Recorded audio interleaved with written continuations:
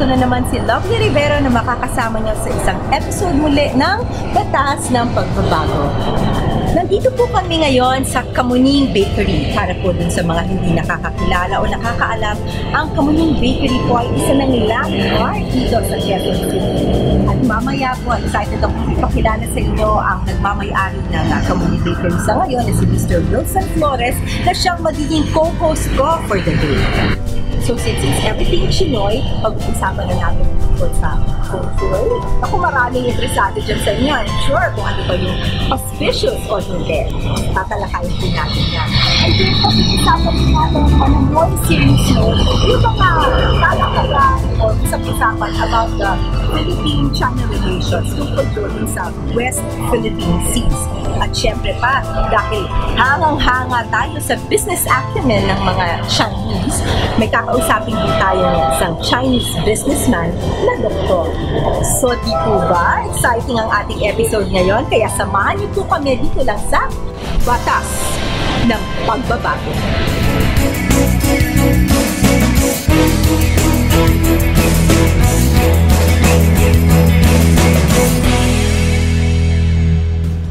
Welcome back to Batas ng Pagbabago. At gaya po ng ipinangako ko sa inyo kanina, it's all about Tsinoy. Ang atin pong pag-uusapan ngayong araw na ito dito po sa ating episode na ito. At syempre, dahil po Tsinoy, syempre Tsinoy din ang aking magiging co-host.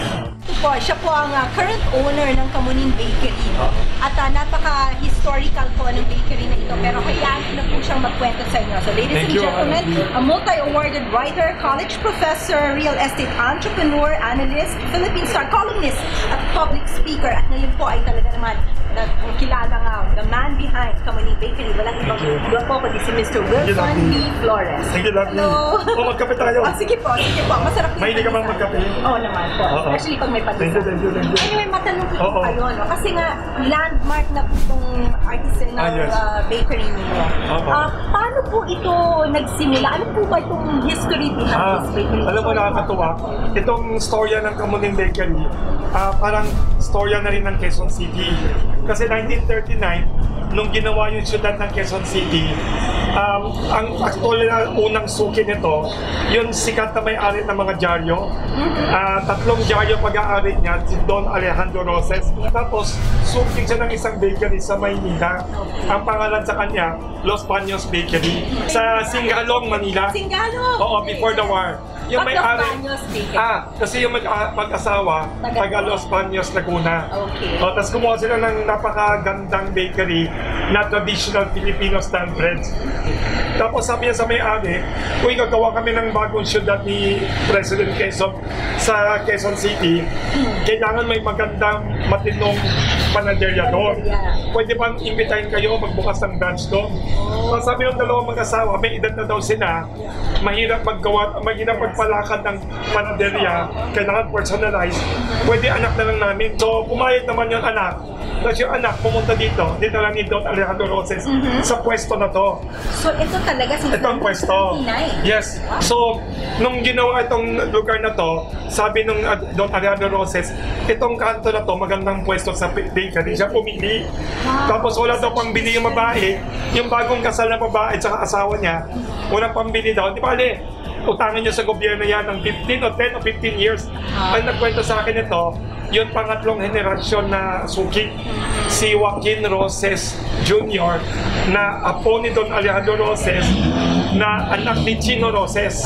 Tapos, yung babaeng bagong kasal na to, sabi niya, imbes na gagawa siya ng branch daw ng Los Baños Bakery ng tatay-nanay niya, ayaw niya. Gusto niya gumawa ng sarili niyang pangalan kahit na maliit na negosyo. So tinawag niya Kamuning Bakery kasi barangay Kamuning. At hanggang ngayon, ito na rin yung pangalan. Ito rin. So paano po napunta sa ito nakakatawa. Yan na. Oo, nakakatawa. Kasi napakaswerte naman na kayo nagtuloy nitong legacy na ito. Columnist kasi ako ng Philippine Star at Filipino Star ngayon. Yung ginawa ko kanina, isang pangliligan nila, real estate daw ako. Hindi lang ako real estate in business, nag-umpisa ako real estate broker. So minention, natuwa sila sa speech ko. After that short break na yon, lahat lumapit sa akin, nagpapabenta ng kondo, pinapabenta yung bukid. May isang may edad na lalaki, pinapabenta yung lupa nila sa Quezon City. Ito yun. Hindi niya minention may bakery. Okay. Tapos nung sinabi niya yung address, sabi ko, uy, may lumang bakery doon nung bata ako. Sabi ko, nababasa ko to doon sa Inquirer column ni Doreen Fernandez. Narinig ko na yun? Of course, foodie yan eh. Yes, si Doreen Fernandez ang pinakasikat na food critic sa Pilipinas. Namatay na 15 years ago. Marami niya minimension ito, favorite niya. So, kisaw siya dito. Tsaka na may mention niya, nakikita niya dito si Cory Aquino. Kaya itong dalawa alam kong sikat dito. Oo, tapos sabi ko, sayang naman, binibenta nila. So, sabi ko, ako naman bumili. Tinawanan ko ng tinawanan, nabili ko. Tapos, nung nabili ko Lovely, alam mo, akala ko, silang dalawa lang ang sikat na namimili dito. Si Cory Aquino, Doreen Fernandez. Nung nandito na ako, ang daming kwento. Biglang, alam mo, dito nakita ko Chara Santos. Biglang nakita ko dito si Carlo Aquino, dalang girlfriend niya, no? May dalang aso. Tapos, mga writer. Opo, hayaan niyo po mamaya tutuloy pa natin ang mga details natin about Kamuning Bakery. Hindi ka nagbabago, Lovely. Salamat po. Pero sasamahan niyo din po kami sa pag-usap natin sa ating ibang panahon. Sikat ang guest natin. Anyway, ayan. So, ito ang magiging programa natin ngayon sa kaalaman. Habang kumakagat kami ng tinapay at humihigop ng kape, magkape tayo. Sandali for a break. Yes. We will be right back.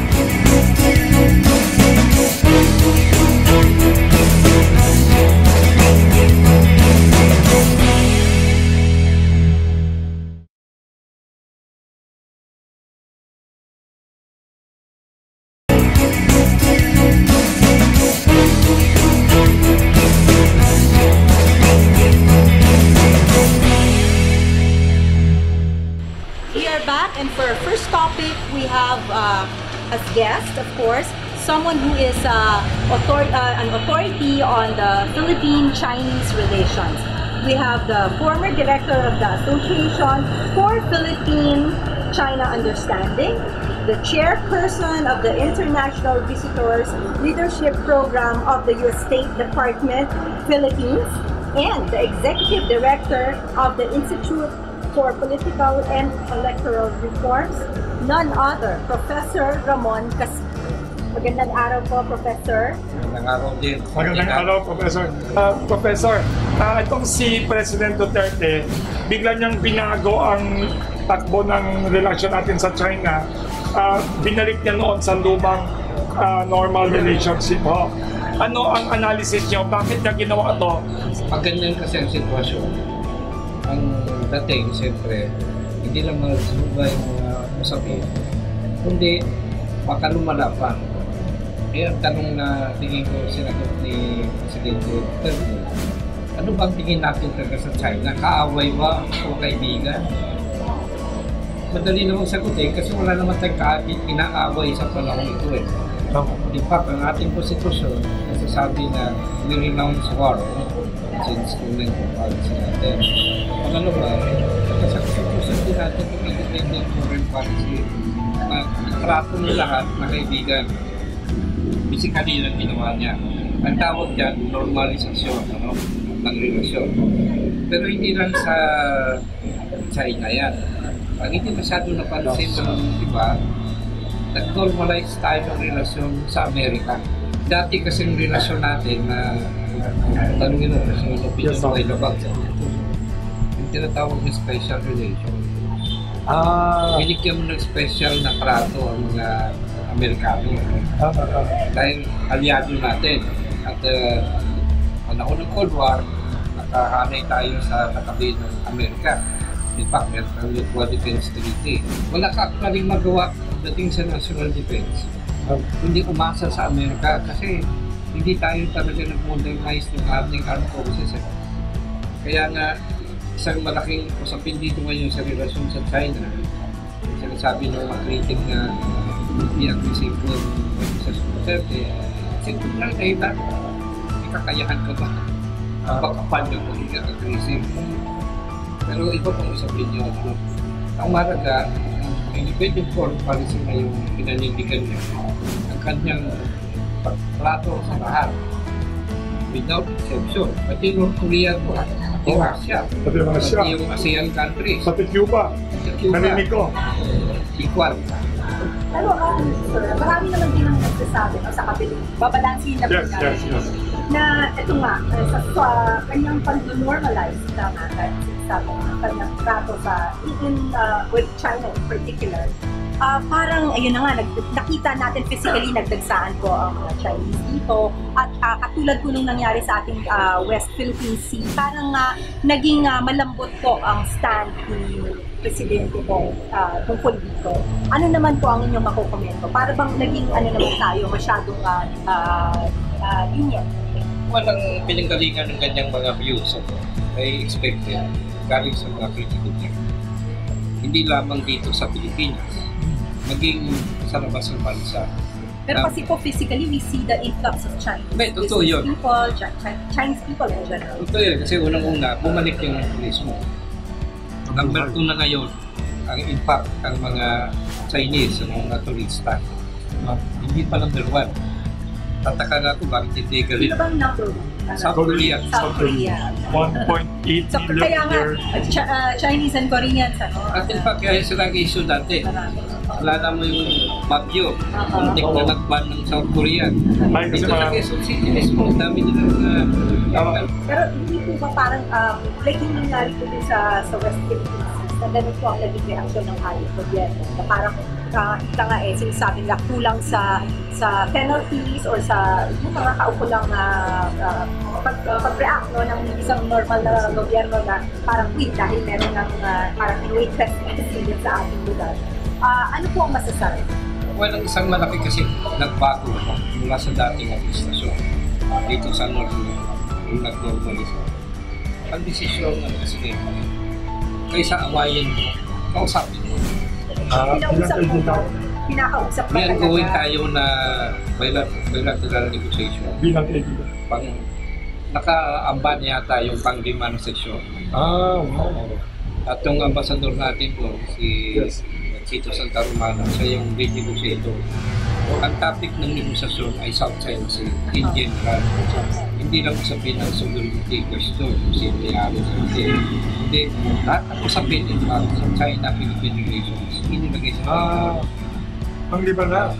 Pero dahil usapan ang ating mode of engagement, hindi ka pwede dyan mag-away. Ang traffic forum ng mga issue, halimbawa yung fishing boat at nabangga. Doon mo dadalhin yan politically sa table. In fact, ginawa natin yun kasi nag-file ang gobyerno natin ng diplomatic process. Particular sa isang issue na makukulang natin.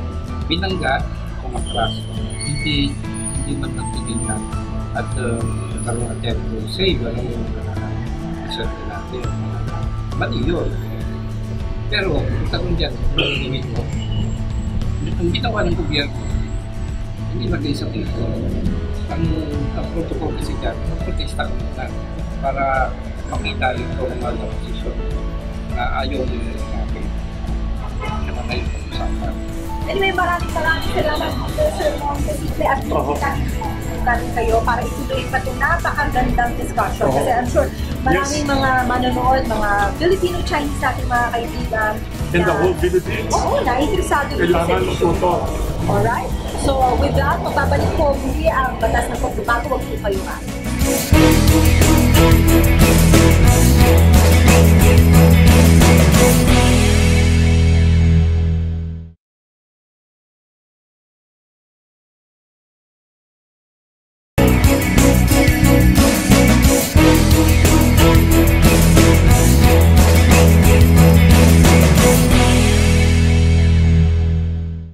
Welcome back sa Batas Pagbabago Show. Meron tayong napaka-special na panauhin. I think isa sa pinakamagaling na doktor, si Dr. Lawrence T. Law. Si Dr. Lawrence Law ay graduate ng University of the Philippines. Siya din ngayon ang presidente ng Philippine Association of Plastic Reconstructive and Aesthetic Surgery. Welcome ho. Doctor, kasi ganito, no? Ako yung isang plastic and reconstructive and aesthetic doctor, surgeon. Pero marami kasi yung iba dermatologist, iba esthetician. Ano ang kaibahan ninyo? Estheticians are not doctors. Okay. A lot of you see them in the parlors, facial, gano'n. Dermatologists are doctors. They usually treat there's the pathologic part and the aesthetic part also. Yung mga nagpapalinis lang, pati yung mga laser treatments. Tapos kung kailangan ng surgery, yan yung pathologic part, skin diseases, allergies, yung mga nagpapalaki ng sa inyo yan basta surgical, plastic surgery na yun. Kaya plastic surgery is the surgical side of beautification. Yes. Ngayon, doctor, kasi since ang ating topic, we want to actually center or focus on the business side of your profession. Yes. How lucrative is the plastic? Or how expensive it also? Lucrative and how expensive is it para naman dun sa mga patients. Customer. Yes, actually, affordable, hindi expensive. That's good to hear. Kasi plastic surgeons in general, we love to do the surgery part. Pero alam naman natin ang Pinoy mahilig tumawad. Lahat Pati medical, no? Oo naman, kung pwede ka ba tumawad. Mas importante sa amin yung safety ng pasyente. So like although we do like you mentioned, think of it from a business viewpoint. Ang priority is always yung patient care, yung quality ng care mo, at yung safety nung gagawin mo. Rather than the business side. Having said that, even if you don't look at this as a business, beauty has always been lucrative. Totoo naman yan. Kasi naman, lahat tayo gusto natin gumanda. We have patients who come to us with pictures of celebrity. Wow! May mga Koreans na So kung may kambal ka sa kalsada, baka pasyente din. Pwede bang kamukha ni Lovely? Oo, di ba? Tapos may dalang picture. Tapos, sandali medyo malayo yata. So you manage their expectations? Yes, definitely. There are a lot of times, in fact, too many times when we have to say no. Yung mga sobrang dami na. The really good plastic surgeons have to say no more often than not. That's just the right thing to do. Ano naman, doctor, masasabi mo na may mga intriga or cheesy na marami iba na they advertise. It's all about marketing, but they're not really licensed plastic or plastic surgeons or doctors. In fact, may mga iba nakataya na ng pasyente. Ano yung parang kumbaga nadadama yung mga legitimate na mga plastic surgeons. Anong take na dito? We always try to educate the population na you look for a board-certified plastic surgeon. Member of Papras. Kasi very strict ang criteria namin. Yung training program, dadaan ka muna sa pagkatapos medicine, mag-general surgery ka muna, mag-plastic surgery ka muna. That's how many years of training, and then after that you do board exams, written board exams, oral, and then you become a diplomate, then you become a member of Papras. Among other things, Yes, doctor. Sa Philippine setting, ano yung pinaka-most requested na? Top 3. Diba? Nice. Top 3. Top 5. Wow, interesting. Top 5 is nose, number 2 ang boobs, or breast augmentation. Yes. Number 3 would be eye bags, or upper and lower eyelid. Eyelid surgery. Number 4 would be facelift. Number 5 would be liposuction and or tummy tuck. But that was before. Kasi understood naman na pango at saka flat-chested. Yes. Ang Pinay. Yes. But we're also an aging population na rin. Compared to like when I started my practice 27 years ago. Wow. Mas bata ang population natin ngayon, tumatanda na rin eh. So actually nagbabago na rin ang demographics natin. Tumatanda na. So dumadami ng eye bags, dumadami ng drooping eyelids, kinakalaban dumadami ng facelift. So medyo papunta na doon.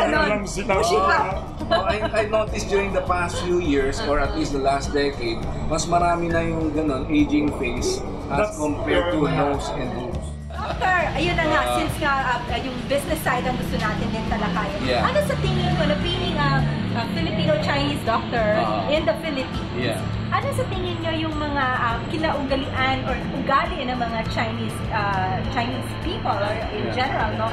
Na nagagamit nyo, nakakatulong sa inyo, sa inyong pagnenegosyo bilang doktor? Or parang pangit sabihin pagnenegosyo bilang doktor. Yung profession, yung vocation ninyo na yung success nyo. Oo, parang ganun. Kasi syempre may business aspect. Yeah, that's true. Pero typical Chinese, kuripot. Hindi marunong gumastos. Pero alam mo, ako for me, magandang trait yan. Kasi at least nakakalimutan. Tama. Puro ipon, hindi marunong gumastos. So that's a very good thing. And since kuripot, syempre kuripot din maningin. Good for the patients. Maintindihan yung mga kuripot na customer. Yes. So, hindi, Doctor, as a final question, ano ang take nyo ngayon sa ating industry, sa industry ninyo in terms of aesthetics, plastic surgery, and yung pagpapaganda? As president of Beauty has never been in recession. Wow! Hindi mawawala sa uso, hindi maluluma, hindi maluluwa. Actually, napapansin ko nga sa kultura natin, uunahin pa yung beauty kaysa health or education eh. Pero having said that, ang isang mga napapansin nga natin trends, aside from an aging population, is nagiging mas acceptable na sa society natin. Mas inaamin na. Actually, ang maraming beauty expert eh. You don't have to be a plastic surgeon or even a doctor to be a beauty expert. I think from a plastic surgeon's point of view lang, kailangan maghanap ka ng tamang doktor. Meaning, someone is properly qualified. Pati sa mga plastic surgeons namin na tinatrain, yan tinuturo namin, hindi nagmamadali ka. Kung hindi ka agad, opera mo agad, mag-establish ka muna ng rapport. Alamin mo muna kung anong sentiment niya, kung anong hinahanap niya, kung kaya mo bang gawin yung gusto niya mangyari. Alright, that's a very, very valid and very good advice. So, Doctor, yun na nga, maraming salamat. Bitin talaga. Laging bitin dito eh. Oo nga. Lalo na interesting na tao. Anong nickname niyo, Dr. Lawrence Law? Owen. Ano yun naman? The reason why Lawrence naging Owen? If you have, because I do a lot of cleft lip and palate surgery. Hindi na nga natin na-discuss yun eh. Di ba there's a... Kunyari, ngumo ka. Tapos sabihin mo Lawrence. Paano mo masabi ang Lawrence? Di ba? Galing! Di ba? So, isa yan sa mga specializations ninyo. Yes. That's the reconstructive side of plastic surgery. May cosmetic or aesthetic side kami. Saka may reconstructive. That's a very... Thank you very much, Dr. Thank you. Thank you, Doctor. Thank you for having me. Thank you, Doctor. Thank you. Magaling na, Doctor. So, magbabalik pa rin kami. Huwag kayong aalis. Dito pa rin sa Batas ng Pagbabago.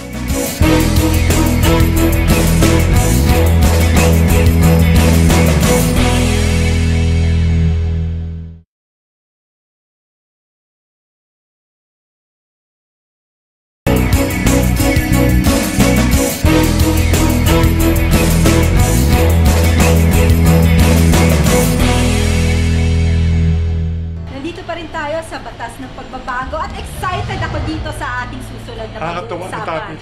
It's all about the flow of energy, good vibes, mga ganyan lang.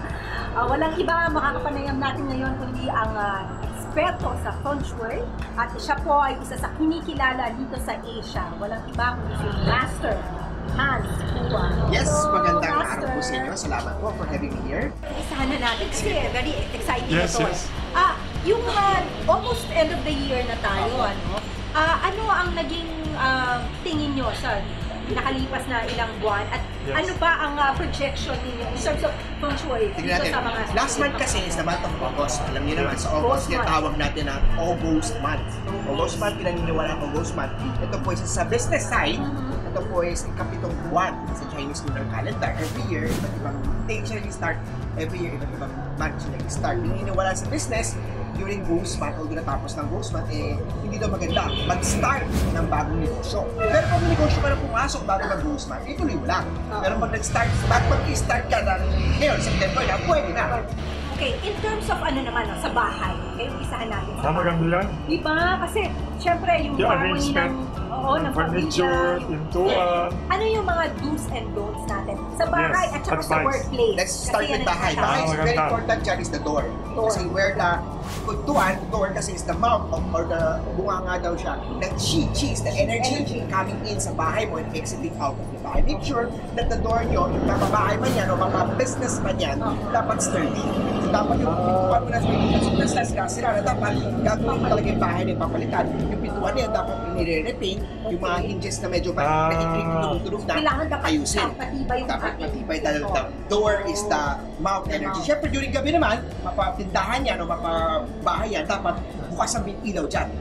Dahil pag madilim, yin energy, so nung malapit talaga dyan yung mga cheating, theft, mga magnanakaw, punta talaga sa practicality o nakakatagal, madilim yung bahay. Kahit bahay talaga, kailangan laging mag-iwan ng ilaw. Yes, tama.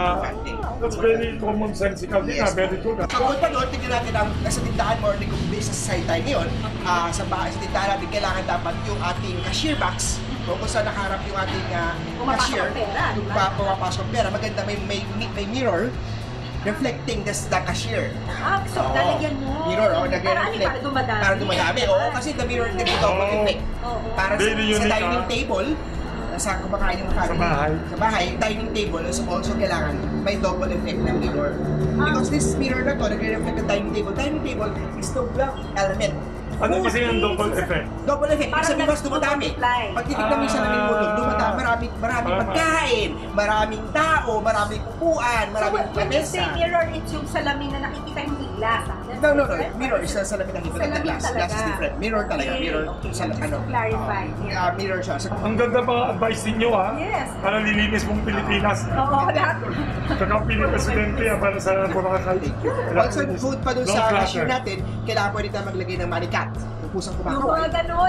Ang dami ko nun Nalakawin ko sa'yo. Maganda nakaharap siya sa pintuan para nagtatawag siya ng customer. Ang cute naman. Money frog. Yung frog na nakabigay ng money. Yung mga charms na yan, may tindahan, may store.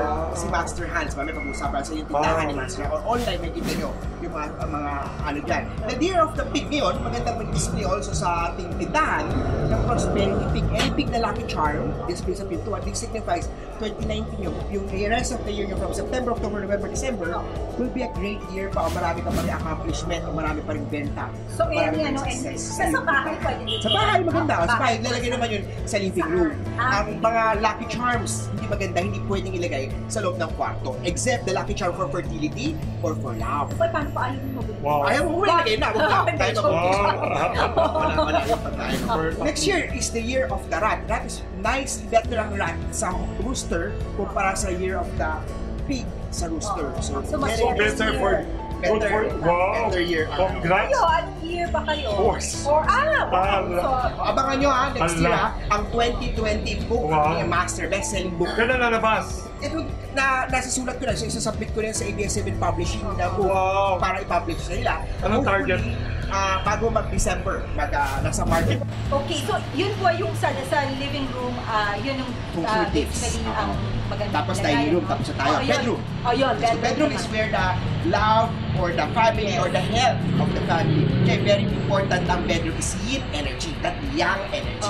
Yin energy is dapat medyo dark, medyo dapat maliwanag, dapat kalmado, dapat walang mga lucky charms, walang mga work, walang mga office staff, walang mga computer, walang mga trabaho. Kasi paano ka makakapag-yin energy, mga relaxing. Ang dami mo stress. Tutulog ka, ang dami mo nakaladisplay na paano ka makakapag-relax? Hindi pwede walang computer. Galing. May kailangan meron kang mga computers, mga workplace na dapat sa yang energy, yang sa kwarto o sa bahay. Saan ang yang places sa kwarto sa bahay?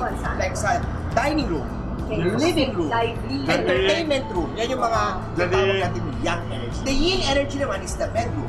The toilet. Marami nakikita ko. So toilet, ginagawang bonggang-bongga. Ang ganda ng toilet nila. May mga siya. Good or bad? Not good. Toilet should be simple. Simple. Galing. It's a resting place. Ang galing. maganda bang practice yun? Kunyari may tao, pagpapa-interior or architecture, kailangan second opinion muna with you. Actually, mas maganda ang opinion. First opinion sa Bastians, kumpara ngayon sa mga iba pang tinatawag ng mga kung sino. Kasi ang client, mas importante talaga sa kanila ang good feng shui kaysa sa mga ibang aspect ng kanilang buhay. Ano yung mga rules na talagang general lang? General rules, yes. Yung dalawang pintong magkaharap. Marami. Kasi marami tayong thousands of formulas. Alam niyo, ang feng shui started with thousands of years na studies talaga yan. And really, the feng shui is to work out talaga. Alam niyo, feng shui talaga is a very scientific formula. So, before kayo magpatayo ng bahay, before kayo mag-construct ng tindahan, before kayo mag-lipat ng date selection, alam niyo ba, sa pwede or astrology, date selection, kakasal, wedding, engagement, tindahan, sign of contract, burial. Ililibing yung Alam mo, kamag-anak. meron tayong yin feng shui. The yin feng shui is very important than the yang feng shui. The yin feng shui is the date of burial. Sa date of burial na yan, pag tama, maayos ang sementeryo, yung kung saan Pati design ng cemetery. lahat yun, boom, aakit agad yun. Pati design daw ng libingan. Yes, design ng libingan. Oo, saan lugar. Saan lugar. Sa dapat haharap yung tomb, sa dapat yung pangalan, sa dapat yung mga dragon side, tiger side. Master, kung halimbawa nga gusto nilang magpa-consult sa'yo, Where do they go? Maraming salamat po. Saan pwedeng Ang tumagan ka? contact details ni Master Hans is 0922-829-0382. Makikita niyo po ako sa Facebook, sa Instagram, sa Twitter, sa YouTube. Very, very active po ako sa social media. Google mo lang po, Master Hans. That's Hanzcua. Pero Master, tatanong ko rin, how affordable is it to consult a master like you? Yes, alam mo ba, maraming katanungan. Mas masyado kang mahal. Alam mo ba, ang work ko talaga is to help, to share my insight, may talent na to, may skills na to. Very affordable po from the masa side to very, very rich. Lahat din na rich ni Master Hans. Muli po lagi ko sinasabi, is feng shui. Is madagdag swerte lang. Ito po yung gabay lamang ni Master Hans. Nasa inyong mga kamay na silalay. Ang inyong talumpay. Thank you very much. Thank you very much. At yan po, napakaikli ng oras. Pero hayaan po, next week po muli ay meron pa tayong talakayan, ibang topic naman. At hopefully ma-invite natin ulit si Master. So wag po kayong maalis. Magbabalik pa rin ang batas ng pagbabago.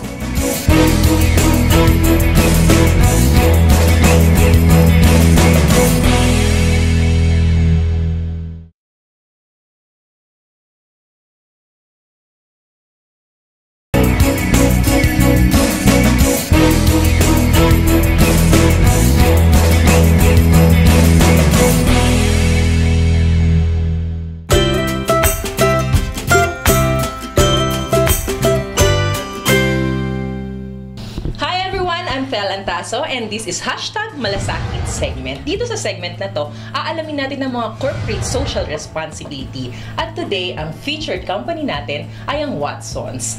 At para pag-usapan yan, makakasama natin today ang General Manager ng Watsons Philippines, si Sir Danilo Chong. At of course, ang CSR Ambassador, si Ma'am Bel Pesayco. Hello ma'am, magandang araw po sa inyo. Good morning. Yes ma'am, para bigyan niyo ko ng brief history po ng Watsons. What is Watsons pa? Ang Watson, nag-umpisa ito noong 1841 sa isang city ng China, which is Cancun. And it started as a small dispensary. And lumaki siya ng lumaki. Right now, Watsons, AS Watsons, has drugstores not only in the Philippines, but in a lot of Asian countries. And even in Europe. Ngayon sir, pag-usapan natin itong corporate social responsibility ng Watsons. So, ano pa itong ginagawa ng Watsons para makatulong sa helping community? Ang isang namin, we are really focused on CSR. We feel that as a good company, that we should also be having our own corporate social responsibility project. At ang isa sa mga project na yun is itong ang Operation Smile. Yes. Probably Bel can provide more information about this Operation Smile. Yung partnership namin with Operation Smile started in 2013. Itong organization na to, nagtitreat sila for free. They give free surgeries to children afflicted with cleft deformities, cleft lip, and cleft palate. And that time, kami naman, naghahanap kami talaga ng seriously, we were looking into a CSR partner na yung advocacy niya is more or less related sa line of business namin, which is health and beauty. So yung advocacy po na ito, talagang all over the Philippines nyo itong ginagawa. So usually, sir, kailan nyo ito ginagawa at saan usually yung mga event? We do it yearly. Actually, this is already our 7th year, ang partnership namin with Operation Smile. And every year, we donate para mabayaran to give free surgeries para do sa mga batang may deformities. We do it yearly, tapos pumipili kami ng mission. Actually this year, 3 yung missions na pinasukan namin. So, the first one, we had it in August sa Dasmariñas, Cavite. The second one will be in Tacloban, and the third one will be in Cebu. Ganun palagi yung ginagawa namin. So, we give donation and we make our employees mag-volunteer para they too, they can have that experience na makita mo na very fulfilling experience na makita mo na matutulungan mo yung mga bata. Pagdating mo doon, alam mo na yung nila, no? The look. Then, right after operation, makikita mo, ang ganda na. Ayos na, nakasmile na sila. Talagang kahit fresh pa yung wound, makita mo talaga yung change.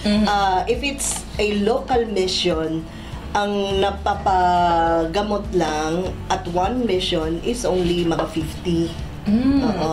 That's why nagta-target kayo ng 1,000s para kasi hindi naman pala siya talaga nagagawa. Yung 400 target in a year namin, minsan hindi pa namin yan nakukuha kasi ang hirap din mag-map ng pasyente. Mahirap din maghanap kasi it's not in the city. Diba? Nandun siya sa outskirts. Kaya talagang pupuntahan mo, di ba? So may mga kilala dyan po, sa mga nanonood, na meron pala silang kilala na merong problema sa ganito. Paano lalapit sa Watsons to get na mga we have stores naman in those areas, not so far lang, pero meron namang in the city, meron namang kami diyang mga tindahan. They can always go there, mag-refer, pumunta, and they can give the information, tapos i-relay ng aming store to the head office. Kami naman, we can contact Operation Smile. And they're also, OSP is also present in social media, Facebook and Instagram. In fact, in our previous mission, marami doon pag in-interview namin, nakita nila sa Facebook.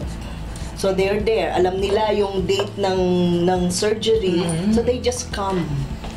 On this one is all free, including yung after medicine? Yes. Talagang Isang Bel, is aside from volunteerism tsaka yung pera that we donate to the Operation Smile, we also have mga cans, donation cans sa mga stores namin. So for those who are interested also to donate, mga customers or people who would like to donate, they can just go to any Watsons store. May mga cans doon.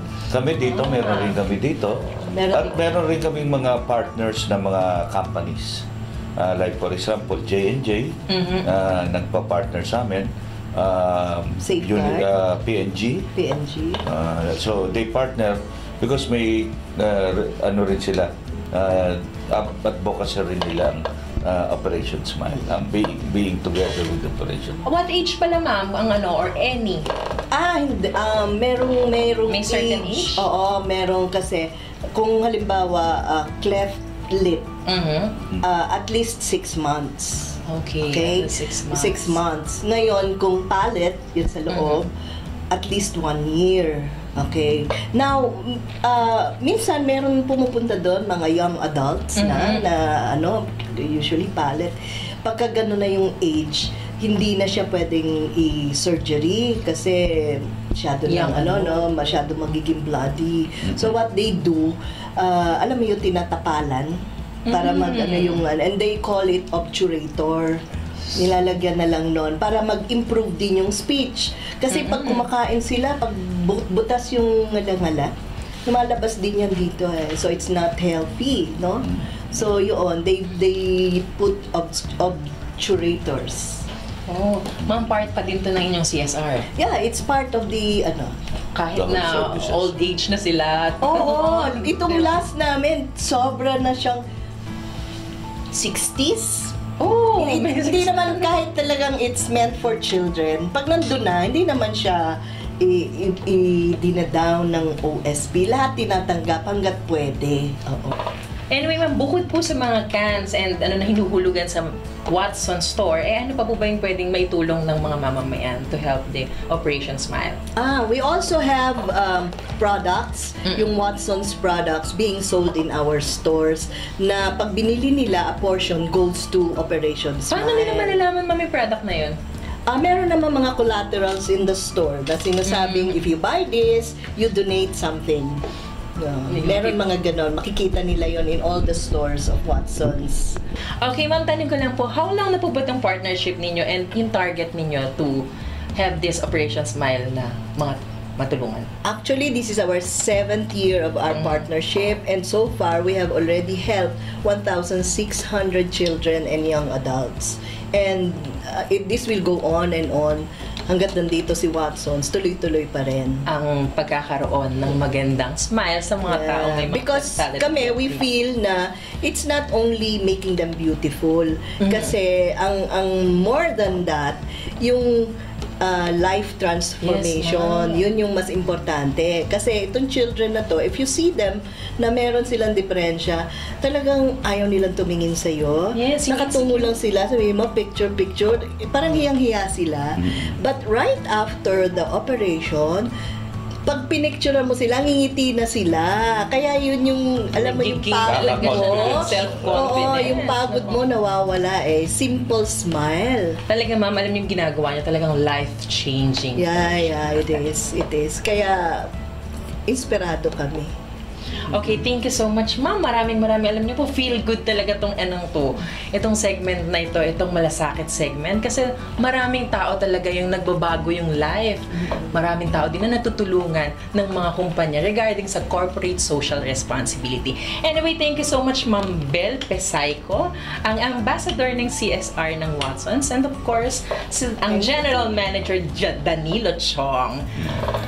Anyway po, dito sa CSR na to, malaking bagay o #malasakit, malaking bagay yung mga natutulong ng company regarding corporate social responsibilities. Maraming tao nagbabago ang buhay at higit sa lahat, tumataas yung self-confidence nila, lalo na dito sa Operation Smile.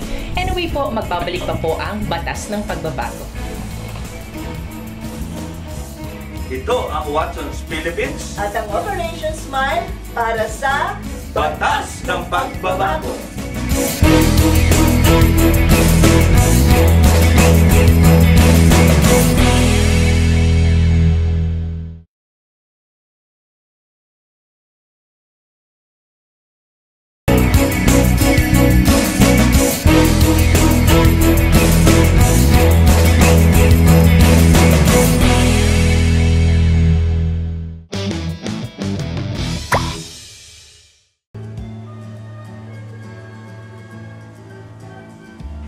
Sa ating Certified Idol segment ay kikilalanin at pasasalamatan natin ang mga individual o grupo sa komunidad na nagpapakita ng kakaibang dedikasyon at determinasyon upang magtagumpay at tulungang mapagbago ang lipunan. Ipinapakilala natin ang mga batang negosyanteng milyonaryo na sina Lawrence Litan at Kurt Soliman ng Lakbay Museo at Junior Chamber International Makati. Si Lawrence o Lance ay ang nakaraang presidente ng JCI Makati at si Kurt naman ay ang kasalukuyang presidente nito.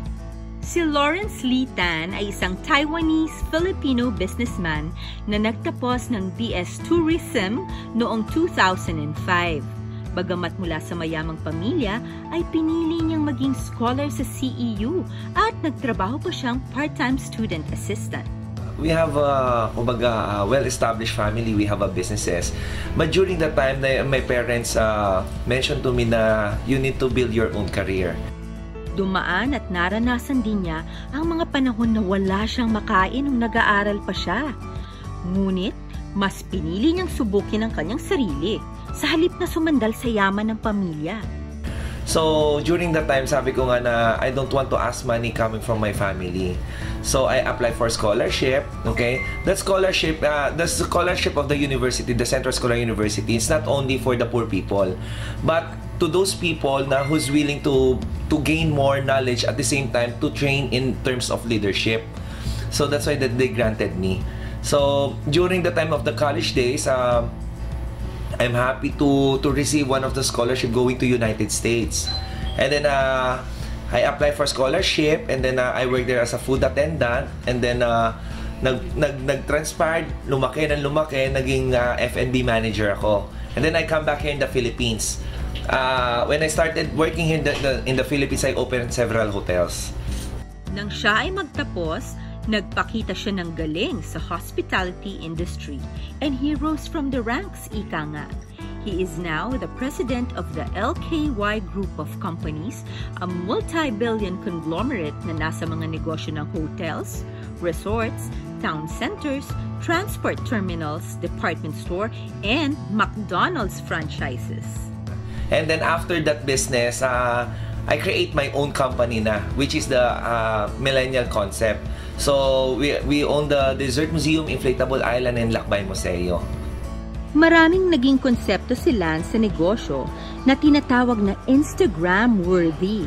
Subalit, pinakatumatak sa marami ang Lakbay Museo bilang ambag nito sa Filipino heritage.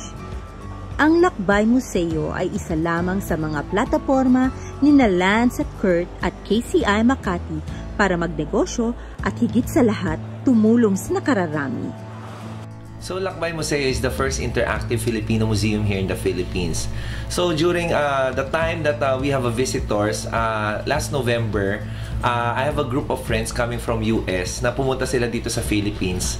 And we don't know kung saan sila dadalihin. And then, I told to our team, sabi ko, we need to come up one museum na one-stop shop na siya. You will encounter the entire Philippines for just 2 hours. It's a 1,000 steps.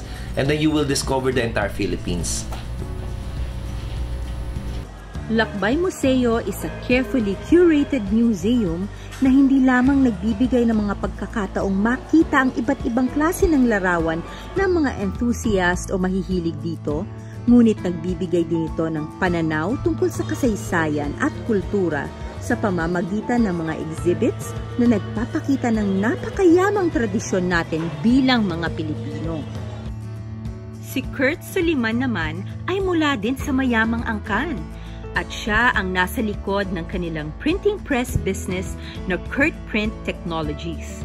Nagtapos siya ng Entrepreneurial Management and Marketing sa University of Asia and the Pacific noong 2005. At isa rin siya sa mga 10 inspirational entrepreneurial students noong 2004.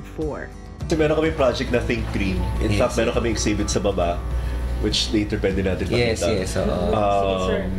Yung exhibit na yan, parang to promote green, parang yun ang entry ng JCI Makati. Yes. Marami mga ibang projects, like gumagawa sila ng mga basahan, tapos may gulong, may ginawang belt, may mga ganon. Actually, ang JCI Makati kasi we have a program, we have a partnership. So, all the students na nagkaroon ng tour sa amin, yung mga tarpaulin na ginagamit namin sa mga poster, ginagawa nilang bag.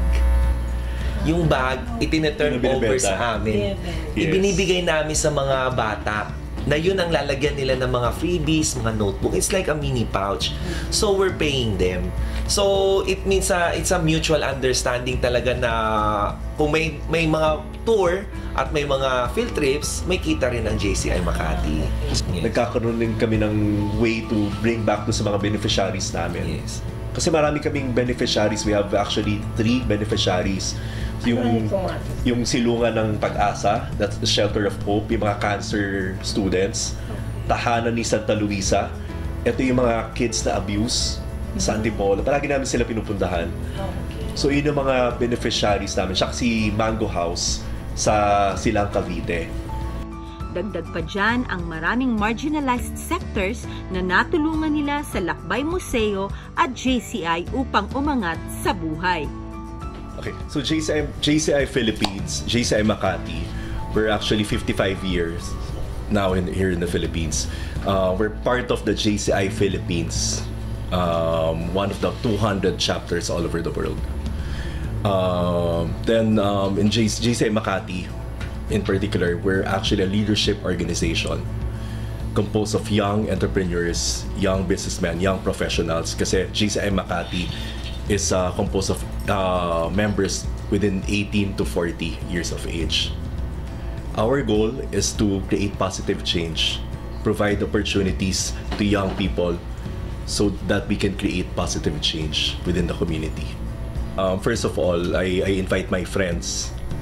I want them to be part of JCI. I want them to be part of the exclusive group of people, of young men who create positive change. Kasi sabi ko nga, here we develop leaders. Here we develop people who can help the community. So we inspire them to be like us. To be like us. Sabi nga namin in JCI Makati, hindi pwede ang mayaman, hindi pwede ang mahirap. So, hindi naman kami nag-aano. Ang gusto namin is lahat ng sumali sa JCI Makati should learn how to become entrepreneurs like us, how to become successful like us, how to become great leaders like us. So that's how we do it, and that's how we contribute to the society. Tunay ngang certified idol si Mr. Lawrence Litan at Kurt Soliman.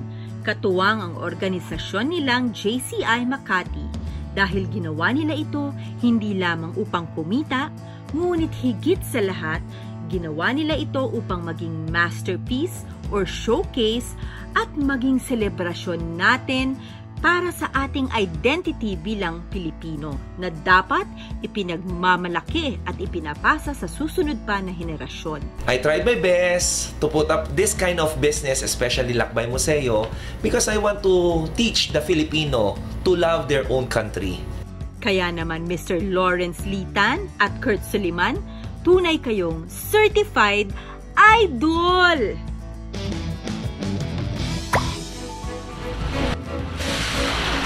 So, nabusog po ako sa ating episode ngayon dito sa Batas ng Pagbabago.